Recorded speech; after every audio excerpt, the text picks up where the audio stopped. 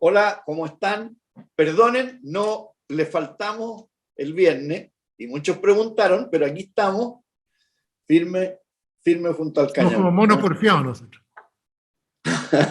Y hay harto tema. Sí. Entonces, mira, yo quería hoy preguntarte la inflación y el problema político que implica. ¿Ya? Después te va a contar más.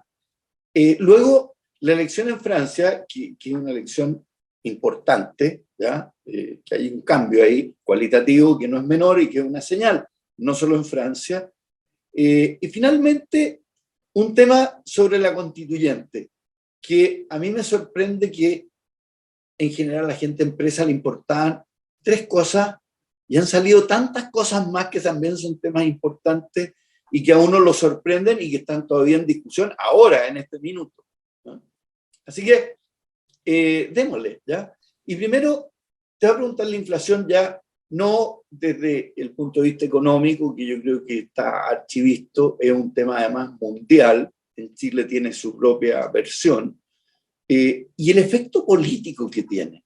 Hoy día yo estaba hablando aquí con el personal y me decían, oiga, en una semana subió el aceite, una locura, y no hay cosas. O sea, además hay como una especie de desabastecimiento que es bien notable porque no es como que estén fijados los precios y que las empresas acaparen, las personas acaparen, sino que parece que hay pocas cosas. O sea, me tocó en Valdivia ir a Sodimac a comprar baldosas y no hay. O sea, pero cuando digo no hay, es como que no hay, quedan las feas nomás, ¿ya?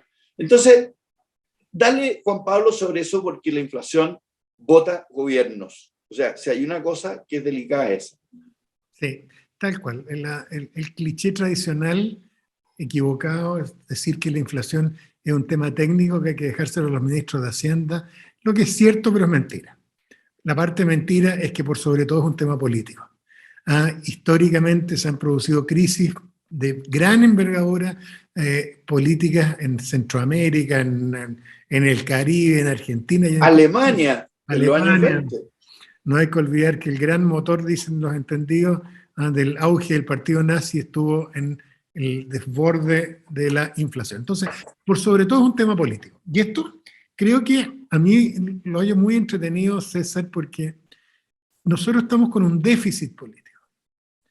Esto que el 18 de octubre haya pillado de sorpresa a la clase política entera, el quiebre generacional que hay con el gobierno de Gabriel Boric, en fin, estamos con un déficit. Y este es el momento en que tiene que aparecer los políticos más jóvenes nuevos. Tiene que aparecer Giorgio Jackson, tiene que aparecer el propio presidente de la República, y tienen que diseñarse políticas de Estado, no de trinchera, para enfrentar el tema de la inflación. Obviamente de la mano con el ministro de Hacienda y con los economistas de derecha, no tengo idea, con todos los técnicos. Pero este es un momento, tal como tú lo planteas, es de hacer política. Y esto lo primero que es una dificultad, y perdonando la sutiquería, pero efectivamente es un déficit tradicional de la política chilena, que es instalar los temas como temas de Estado. El tema de la inflación no es un tema de izquierda o no es un tema de derecha. Golpea a los sectores más vulnerables de la sociedad, genera violencia social, genera desapego social, y por lo tanto es un tema que tiene que enfrentarse conjuntamente por toda la clase política y por todos ¿no es cierto?, los actores políticos. Pero para eso se requiere liderazgo, se requiere capacidad de convocación, se requiere realismo, César. A No propósito... sabes lo de acuerdo que estoy contigo. Es como la violencia. Hay ¿Ah? que enfrentarla como un tema de Estado o el narcotráfico. Pero tú tienes toda la razón. Claro, es que además es muy llamativo, César, que en el tema de la Araucanía, el tema medioambiental, en el tema, no tengo idea, de violencia, como dices tú, delictual, hayamos tenido la incapacidad de gobiernos de izquierda y después de gobiernos de derecha de generar políticas de Estado. O sea, ¿qué es lo que... Imagínense, seguimos con el ciclo tradicional, esto para que piense la gente de derecha y los políticos de derecha. Imagínense el gobierno de Boric le entrega la banda presidencial a un gobierno de derecha, como ha pasado tantas veces en los últimos años. ¿Qué va a querer ese gobierno de derecha? Recibir una inflación fuera de control. o va a querer que aquí se empiece desde ya a trabajar una política en el sentido amplio, que tiene que haber comunicación social, tiene que haber explicación a la señora Juanita, esto, y por eso que es malo el cliché de que esto es solo un tema de expertos, este es un tema de todos nosotros, y por eso que es un tema político, pero además sabemos que es maldito el cuento, porque sabemos que golpea a los sectores, por sobre todo, a todo el mundo, pero por sobre todo a los sectores más vulnerables.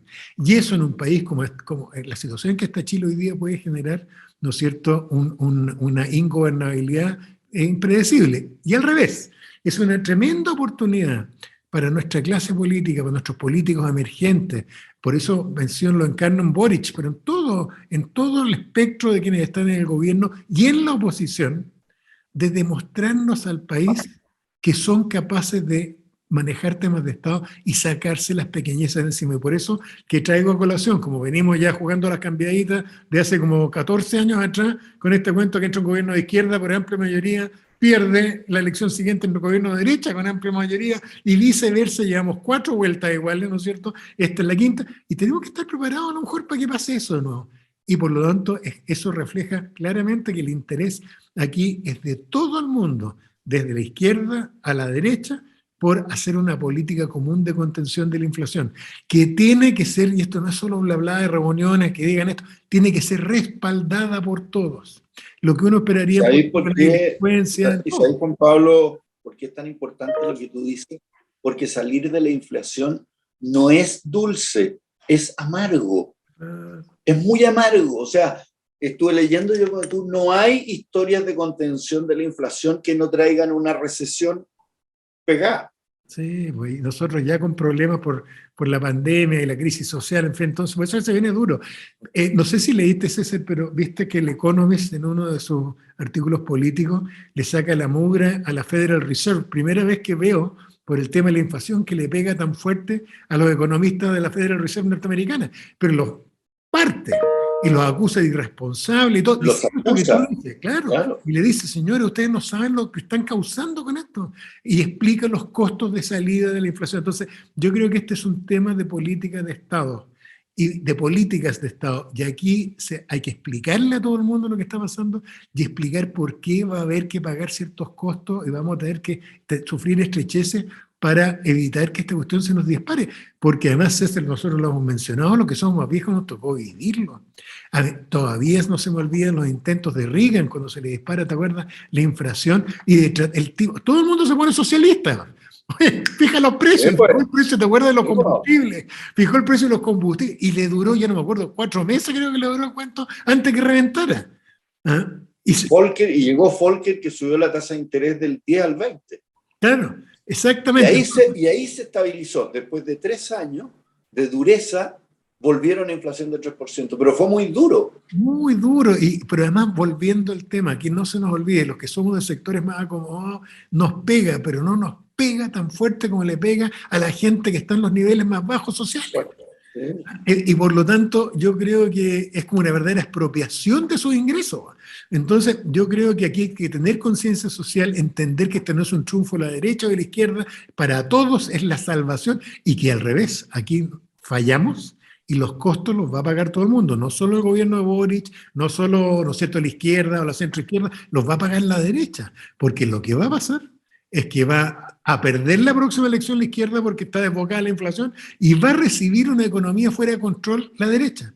Y por lo tanto va en interés de todos nosotros que se haga esto. Pero además, César, como lo hemos venido planteando tanto en tantos otros temas, este déficit que hay de hacer política de verdad, decir, ok, saquémonos los ojos discutiendo sobre incluso previsión, no sé, pero en el tema de delincuencia, en el tema de medio ambiente incluso, el tema a propósito de la sequía, ¿no es cierto? Y todo aquí tenemos que ponernos de acuerdo y pensar como un solo ente. Estos efectos prácticos como que nos llegara una guerra.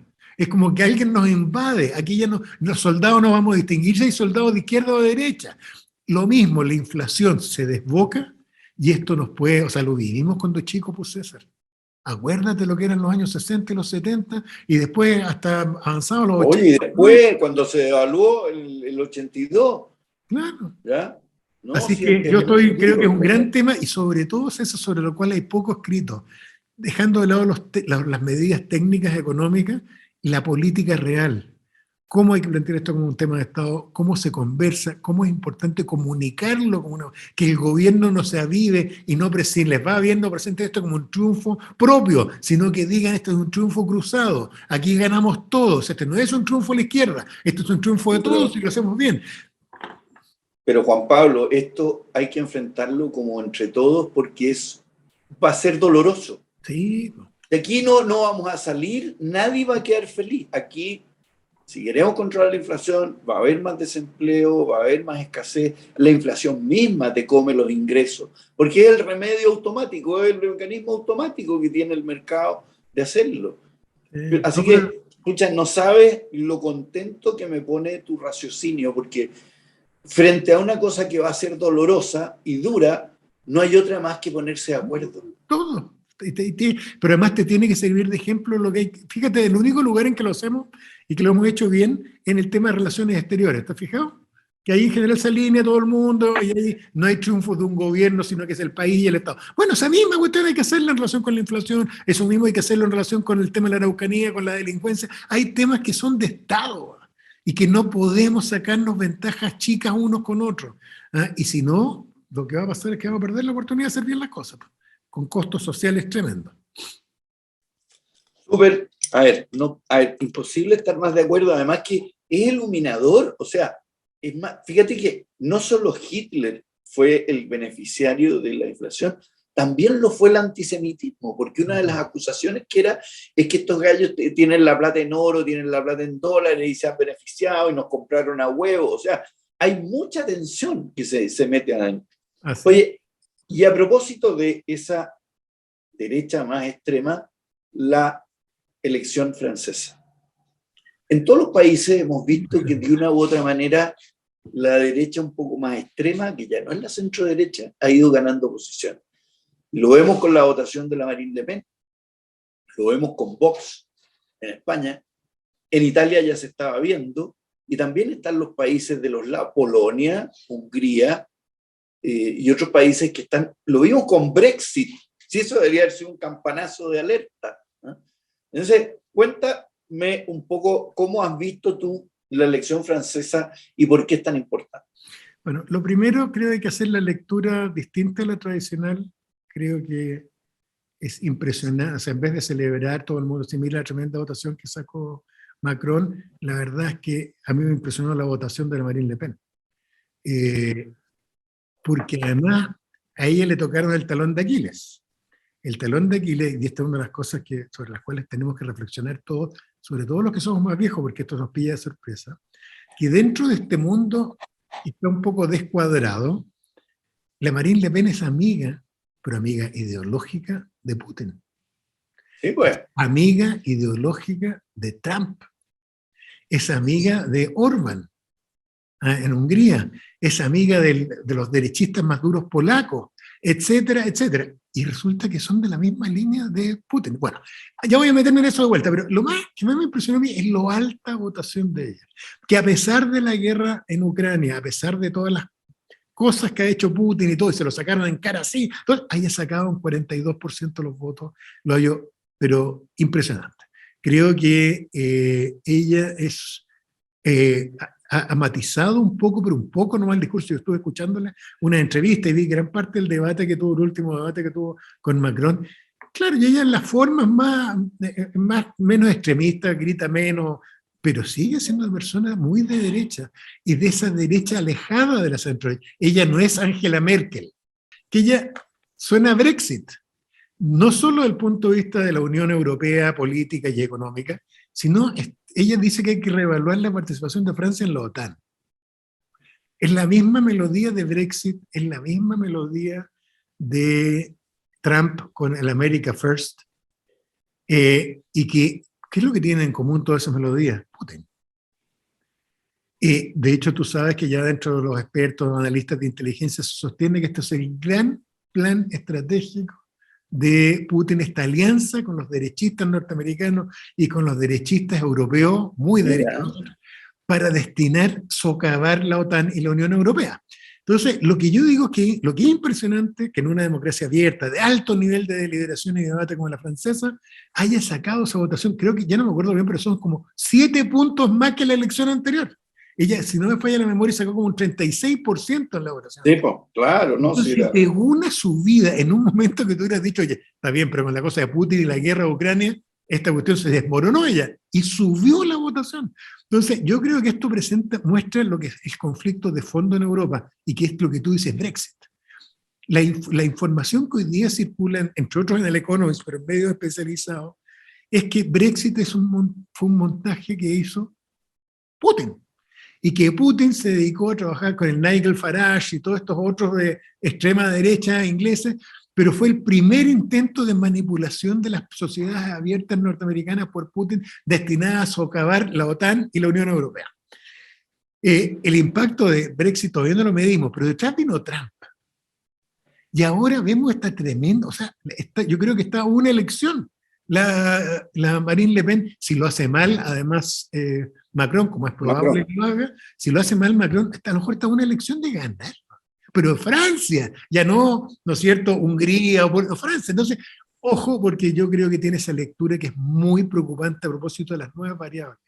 Cómo este ex KGB, comunista duro en su momento, no solo es capaz de sobrevivir a la caída de los muros, sino de crear alianzas que son absolutamente antagónicas, impensadas para lo que eran los ejes europeos de un tiempo atrás. Y hay que estar atento a ese tema porque tú dices tal cual, en España siempre ha estado, ya resurgido un grupo muy duro en la misma línea, en el norte de Italia igual, ¿no es cierto? Y tienes en Francia, tienes en Alemania, en Polonia, en Hungría, Croacia, etcétera. Entonces yo creo que es un tema muy preocupante, que yo creo que si tú me aprietas, César, no sé cuál es tu opinión, pero hay una guerra soterrada equivalente a nuestra Guerra Fría, que se está dando por debajo, pero ahora aliados, la ex Unión Soviética, Rusia y Putin, aliados con los grupos de ultraderecha europeos. No sé cuál es tu opinión de cómo va el tema, pero Yo eso... soy, yo soy escéptico de las teorías conspirativas, pero sí te puedo decir un poco también cómo lo veo yo, ya desde un tema, desde el punto de vista económico. La globalización ha implicado un rebaraje de ingresos y costos y de cambios sociales y cambios económicos tectónicos que han dejado atrás a una pila de gente, ¿ya? Lo mismo la tecnología, ¿ya? Entonces, obviamente que hay gente que dice, esto no me gusta, yo estoy peor. O sea, antes yo no tenía internet, no tenía esto ni lo otro, pero yo tenía, pucha, mi sindicato, mi empresa metalúrgica, en la cual yo entraba a los 18 años, a los 20 años, y no me iba nunca, y tenía mi plan de retiro, y tenía todas mis cosas, y hoy día eso se acabó. ¿Por qué? Porque se produce en China, porque la tecnología me sacó del medio, y tú ves que los diarios boquean porque no tienen aviso, porque todos los avisos se van a las redes, y las redes implican todo lo que tú dices, o sea, que hay gente que ha aprendido a manipular aquello. Preocupante. No, pero es Pero es preocupante a los que nos preocupante. gusta la democracia, César, el que surgen estas voces son preocupantes, y que surgen en Europa, ¿verdad? O sea, ya lo Y que en vimos Francia. y en Francia, pues, imagínate, la Revolución Francesa. Ahora, siempre Sí, acuérdate, el antisemitismo, César, a los que nos gusta la historia sabemos que viene desde la Fête Dreyfus y antes, Francia, y por eso que apoyaron tanto franceses a los nazis, porque había un antisemitismo de base en Francia, no sé si tan fuerte como en Alemania, pero casi. en toda Europa era, en Así fin. es. Oye, vamos al último tema que me interesaba tocar contigo. Un muy buen amigo mío que está en nuestra barra, ¿ya? Y es de los que le dijeron, oye, pero ¿qué pasó? Me dice, oye, yo te escuché a ti decir que no te importaba el cambio constitucional mientras se respetara la independencia del Banco Central, el derecho de propiedad y la estabilidad fiscal. Y yo reconozco que así lo dije, ¿ya? Pero resulta que en la discusión salió tema absolutamente no, el indigenismo, que no estaba pensado, no salió. Escucha, la Cámara Regional, nunca pensamos que iban a eliminar el Senado, o sea, ya vamos a hacer una constitución nueva, qué sé yo, pero y el Senado no. ¿Ya? El sistema legal, nunca pensamos que íbamos a cambiar esa cosa. O sea, no, a ver, no es que, claro, por lo menos no estaba en mi radar, y yo creo que ni estaba en el radar de mucha gente. Y te fijáis, el animalismo. Sí, yo entiendo, a mí, yo no encuentro nada peor que alguien que patee a un perro y que lo maltrate, ¿ya? A pesar del rodeo y todo. Pero tampoco pensé que iban a tener un sistema que defendiera, no sé, hasta los hongos. O sea, que hay gente súper extrema que ha llevado a un grado de incivilidad en, en la propia convención que admira. Entonces, me encantaría escuchar tu opinión de estos temas que como que nadie pensó y que aparecieron. Pucha, temazo, César. Esto lo hablamos después del 18 de octubre, durante las campañas ahí a favor del plebiscito, si iba a haber convención constitucional o no, en fin. Y lo planteamos porque yo creo que el error está, César, es que hay dos tipos de momentos constituyentes. Hay momentos constituyentes como el que vivimos en Chile en 1925, a propósito del libro que voy a recomendar después, pero en el cual un grupo de más oligarquía o menos oligarquía, comandado por Arturo Alessandri, deciden estabilizar el país haciendo cambios constitucionales, pero sin cambiar la forma, el fondo de la administración del poder. Se cambia el parlamentarismo y hay cambios formales importantes, pero son formales. Lo que te quiero decir, César, es que el año 1925 en Chile no se cambió el contrato social, se creó una nueva constitución sobre un contrato social básicamente igual al anterior. Y la mejor se hicieron, eso sí, hicieron leyes, claro, que cambiaron, ¿no es cierto?, y que entregaron derechos a los trabajadores, a la jubilación. Claro, estaba iniciándose. Pero no era el contrato. No era el contrato social. Acá, tú me escuchaste decirlo, César, desde el 18 de octubre en adelante era... Y la gente lo decía con carteles, además, no hay que ser muy sutil. Aquí lo que se está produciendo es un paso previo al cambio de la Constitución. Se está cambiando o se quiere cambiar la relación con el medio ambiente, porque el animalismo es una secuela de eso. Se quiere cambiar la relación que hemos tenido entre géneros, entre hombres y mujeres. Se quiere cambiar el vínculo que hemos tenido con los pueblos indígenas. Se quiere cambiar la forma como nos relacionamos unos con otros. De este poder vertical queremos un poder horizontal. En fin, lo que te quiero decir, César, es que aquí estamos cambiando el contrato social. De hecho, mi humilde opinión es que ya se cambió el contrato social y lo que estamos haciendo es cambiar ahora la Constitución porque ya cambió el contrato social. La forma como los hombres tratábamos a las mujeres históricamente ya no es tolerable aunque no haya nueva Constitución. Lo mismo, la forma de referirse. El otro día estaba con unos amigos y se refería uno de ellos a los indios. Tú no puedes referirte en forma despectiva a los pueblos. Puedes tener la opinión que quieras sobre la plurinacionalidad, está perfecto eso, pero no puedes tratar como tratábamos históricamente a los pueblos indígenas. Lo mismo sucede en relación con el medio ambiente, el concepto de extractivismo, en fin. Entonces, la respuesta corta, César, es que a mí no me ha sorprendido, porque tú tienes razón de que si uno no cambia el contrato social y lo que hace es adecuar la Constitución o sacar una nueva Constitución más moderna, pero sin cambiar las reglas básicas del poder, lo que ocurre es que es lo que tú dices, no me toque la Constitución, no, o sea, la propiedad, no me toque el Banco Central y seguimos igual, pero es que aquí se cambiaron las reformas de relación.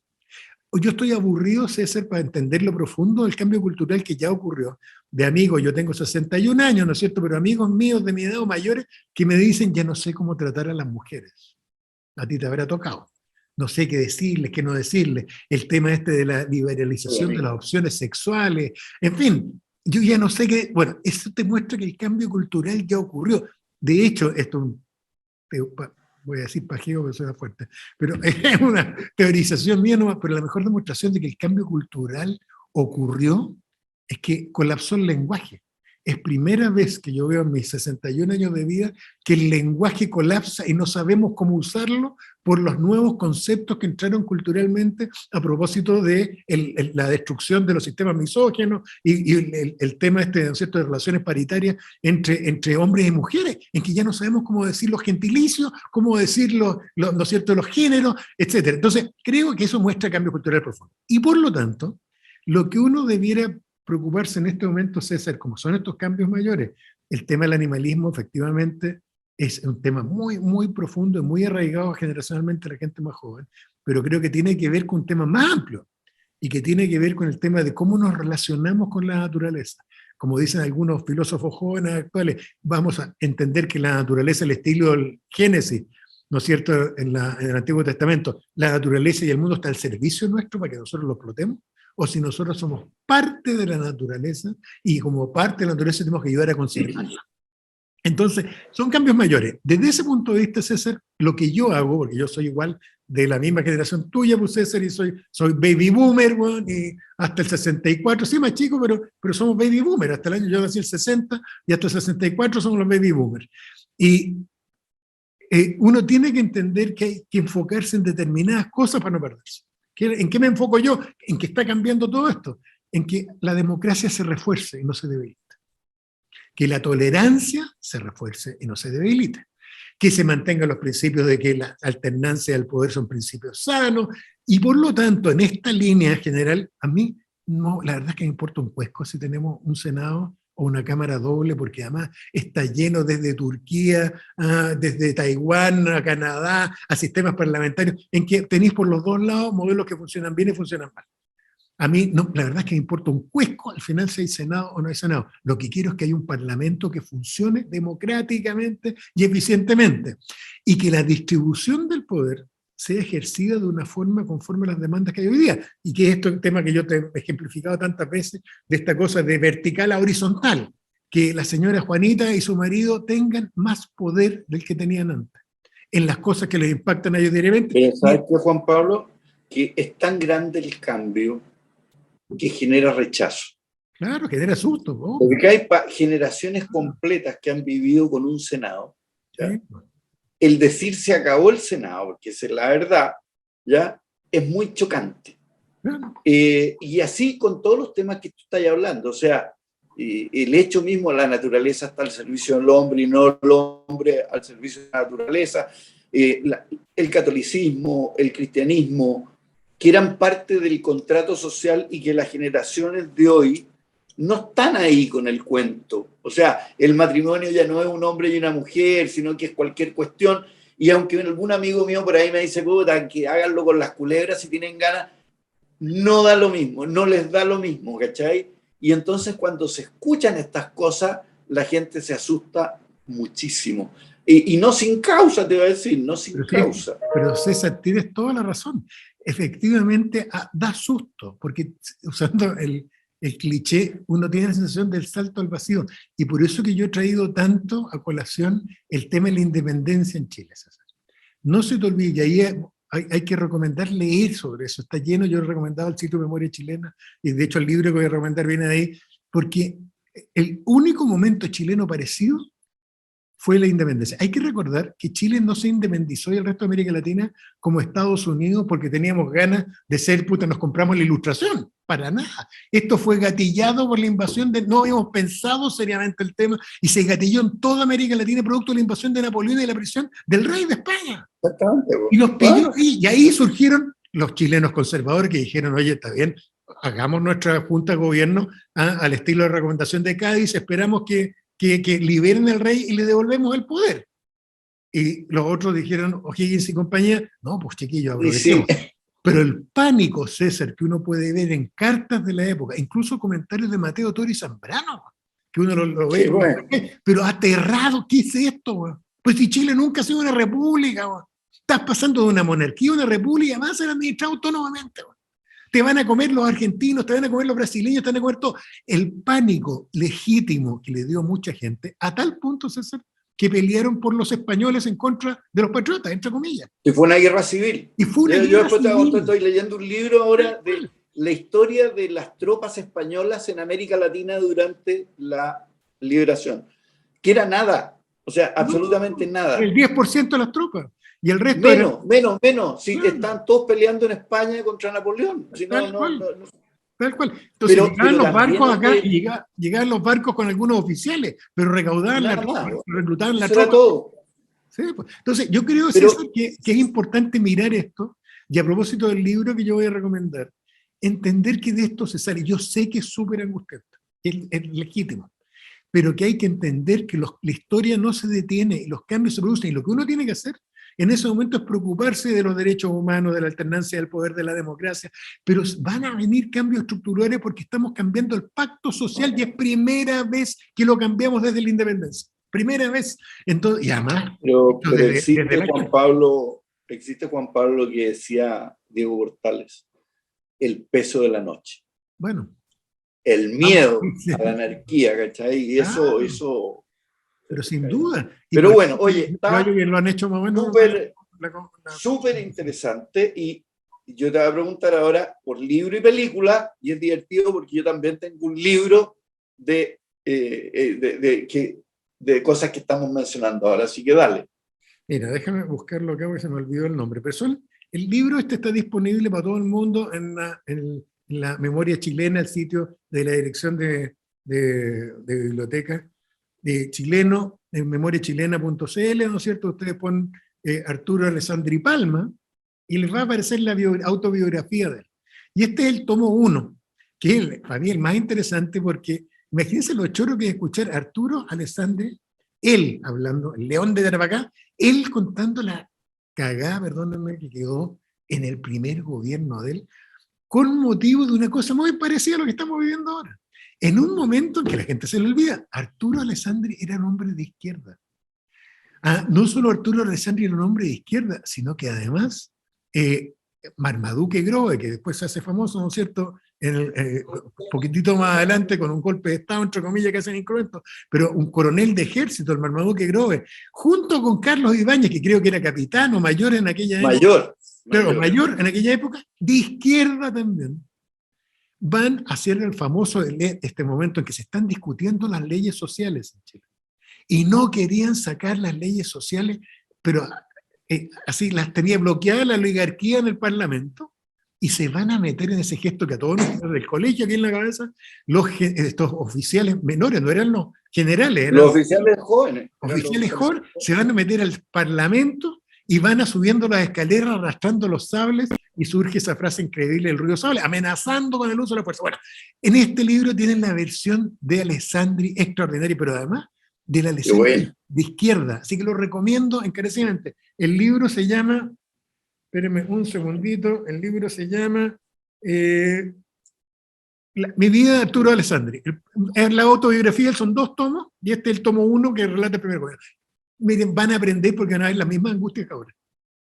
Las mismas, la sensación de aumento del poder social y cómo lo enfrentan con un Arturo Alessandri que había hecho su memoria desde la época de la universidad, un gallo brillante, a favor de los obreros, y sobre las viviendas obreras y el derecho a la gente a tener viviendas, los obreros dignas, para que no vieran en los conventillos de la época. Pero Carlos Ibáñez, hombre de izquierda también, y es interesante porque uno empieza a ver en la segunda mitad cómo él se va moviendo hacia el centro y después más hacia la derecha. Así que ese es mi libro. Y película, recomiendo la película, ya me acordé cuál era, es la película Batman nueva, que la están dando, ya no me acuerdo. Es que es bien especial la película, una película. Es que yo soy fanático de las películas de Batman, y hasta antes de esta la que más me gustaba era Batman Inicia.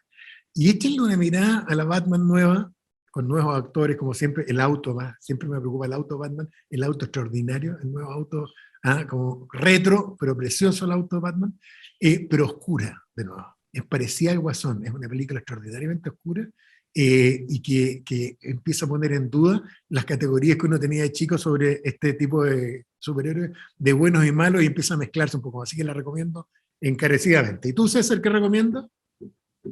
A ver, el libro, me acabo de terminar Cabo Trafalgar, de Pérez Reverte, que es como una historia novelada de todo el combate de Trafalgar completo, de inicio a fin, digamos, y cómo fue, y lo cruel, y lo que eran las guerras navales en esa época. O sea, igual era tremendo, era como la lucha cuerpo a cuerpo. Entonces, tiene personajes interesantes de época y todo el cuento, y que están en la mitad. O sea, mientras ellos peleaban en Trafalgar, nosotros después nos independizamos, y la verdad que los pobres españoles no tenían armada, no tenían barcos para trasladar a la gente para acá, y menos para Chile, para el fin del mundo. Bien interesante. Y en película, una serie que están dando en los canales de cable, que es muy buena, que se llama Blue Bloods, Sangres Azules, ¿ya? Que es una familia que el abuelo, el papá, que es el comisionado de policía de Nueva York, un hijo que es detective y el otro hijo que es policía de azul, y una hija que es fiscal. Y sale la tensión entre los derechos, ¿ya?, de las personas y también lo que es la practicalidad de la policía. O sea, no me hueveen, weón. Nosotros aquí estamos para echar a los malos, weón, y no me vengan con cuestiones legales y qué sé yo. Y increíblemente, en esta época en que todo el mundo está a favor de los derechos civiles y la brutalidad, fíjate que le dan la razón esta vez a los policías, ¿ya? Incluso aparece algo bien notable, porque en las películas actuales casi nunca los negros son malos. Casi siempre el que era malo estábamos equivocados, no era el negro, era un blanco. Bueno, aquí sí aparecen negros malos y latinos malos, ¿ya? Aparte es simpática, o sea, no es cruel, no es sangrienta, no es sanguinaria, no tiene ese tipo de cuestiones, pero a ti te va a gustar porque es la tensión entre la fiscal, ¿ya?, que es la hija del jefe de la policía, y lo que es la política del jefe de policía de Nueva York enfrentado a un alcalde que es político y que encuentra aquí la brutalidad policía y toda la cuestión, y él que dice, déjeme trabajar, bueno. Es lo que vemos aquí, o sea, pero puesto en película, así que bien entretenida. Qué buena. Oye, así que bueno, cumplimos, aunque sea atrasado, fue culpa mía, fue culpa mía, y vamos a ver cómo seguimos la próxima semana o este fin de semana en que tú te vas a Punta Arenas. Sí, así, oye, pero puede haber sorpresas, además, ahí. puede haber sorpresas del formato para la próxima. Yo creo. ¿Eh? Ya. Bueno, que estés bien y chao a todos. Que estén muy bien. Que estén bien.